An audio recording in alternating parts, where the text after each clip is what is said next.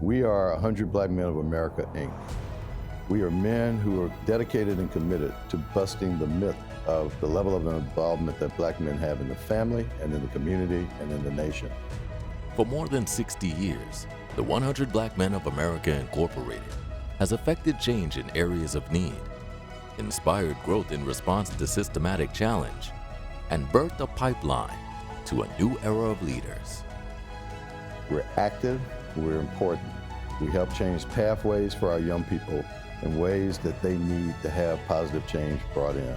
We belong to the promises that we make. We make promises to our communities, to our youth, to our members.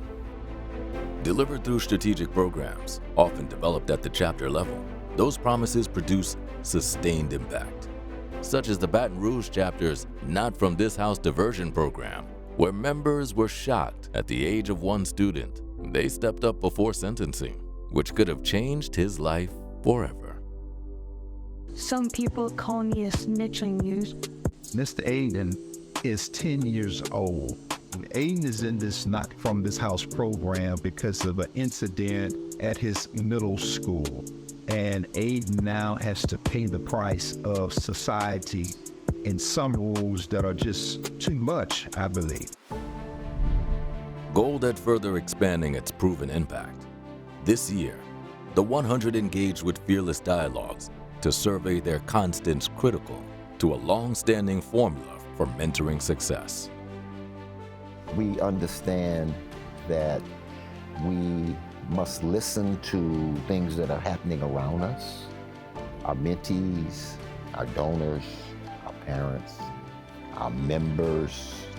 We are in an ever-changing society. We have to be on the cutting edge of what our children are facing, our families are facing, our members are facing, in all of these aspects.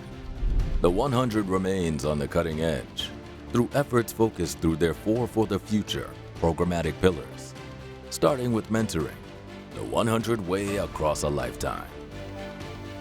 What should mentoring mean to the 100?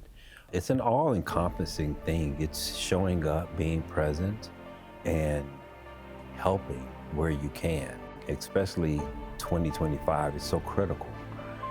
So many people have lost hope that our job is to give them hope.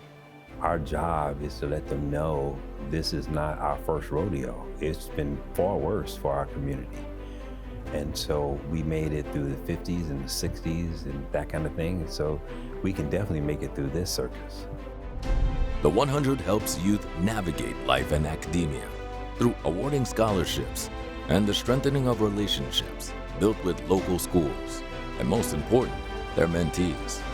When we talk about the statistics, the graduation rate of African American men is about 76%, but the graduation rate of white young men is around 87%. That's called an achievement gap. We have to change that. And the way we change that is providing more opportunities for our young Black men. That's what the 100 Black Men is all about. When you look at research that just came out in the New York Times about the dismal number of African American males on college campuses, and when you look at one of the finest institutions in this country, mine, Howard University, there are only 19% African American males on that campus. There's a problem. This is a real situation, and there is indeed a need for a call to action. The 100 has also accepted the call to promote health and wellness, with a focus on mind and body through awareness campaigns, community health fairs and trips, further exposure inspired through mentorship. Tommy Smith is, of course, our champion for fitness, and we took 13 young people from around our network, our chapters in the United States and in London, to Paris, to the Olympic Games. We participated in a youth track and field meet in France, and Tommy was able to get us tickets to all sorts of Olympic events. It was just a life-changing experience. Decreasing the wealth gap and increasing financial literacy rates serve as the mission of the 100's Economic Empowerment Committee. It's just crucial that we really help provide access to capital, business opportunities, financial literacy. It's not just important, but it's imperative that we provide these opportunities or pathways to business owners, minority business owners, students, and professionals, because we see those things being limited in our economy and in this climate at this time. The 100 works to develop the leaders of tomorrow through the intentionality of today. I believe that leaders are made out of circumstances. I believe that this institute is critical towards the furtherance of trying to make sure that we develop leaders for the future, younger leaders, making sure that there's a pipeline of where we have leaders that will be able to ensure that this organization keeps moving forward. So prepare to be the kind of leader that your time requires. Whether it's a public school leadership, or whether it's leadership in business, or whether it's leadership educating in graduate schools of our young people. Part of the 100's work also includes advocacy, impacting policy and civic engagement on the local, state, and federal levels. We try to give voice to issues that they're concerned about, but they may not know exactly what to say, to whom to say it, and we may need to be the people out front doing the talking. Now's one of those times, for sure.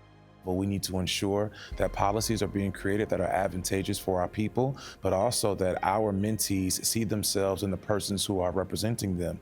So whether that be us having days at the Capitol in which we bring our mentees with us so they can see that they can become the lawmakers, or whether that means we take them to a city council meeting or let them lead a protest or a rally at their school, ensuring that their voices are heard, but more than anything else, knowing that they have a voice, and it's our job to cultivate that. From cultivating the rise of young mentees, Collegiate 100, and emerging 100 members, to securing the succession from a founding member to our current chairman, the force of the 100 movement forges ahead to prepare leaders to impact our changing world. So I'm the last of the 4 founders, so at this particular point in time, I see the potential, especially when we are working with these young black men now, and giving them an opportunity to, shall we say, work with professional men and to get that knowledge and that expertise and be able to plan their future and their families and to grow. With our heads up, our eyes open, making sure that we are driving opportunity and creating a positive change that's been long, long overdue. That's our charge. Let's take advantage of these times when some may be looking down, and some may be falling asleep, that we have to be awake, because we don't know what hour the opportunity arises, but when it arises, we need to be first in line so that we can help those people who count on us to lead and mentor and educate on their behalf.